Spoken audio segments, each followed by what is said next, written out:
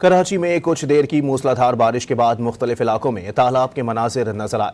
सड़कों पर पानी जमा होने से शहरियों को शदीद परेशानी का सामना करना पड़ा।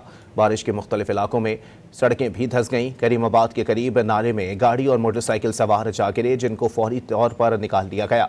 करंट लगने और दीवारें गिरने के मुख्तलिफ वाक़यात में 6 अफराद जान से गए। औरंगी टाउन में घर की दीवार गिरने से 3 बच्चे जख्मी हुए। माहिरीन मौसमियात ने आज रात में बारिश का एक और स्पेल होने का इम्कान जाहिर किया है।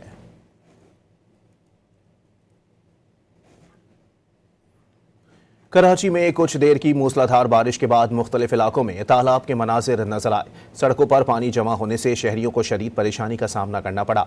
बारिश के मुख्तलिफ इलाकों में सड़कें भी धंस गईं। करीमाबाद के करीब नाले में गाड़ी और मोटरसाइकिल सवार जा गिरे, जिनको फौरी तौर पर निकाल दिया गया। करंट लगने और दीवारें गिरने के मुख्तलिफ वाक़यात में 6 अफराद जान से गए। औरंगी टाउन में घर की दीवार गिरने से 3 बच्चे जख्मी हुए। माहिरीन मौसमियात ने आज रात में बारिश का एक और स्पेल होने का इम्कान जाहिर किया है।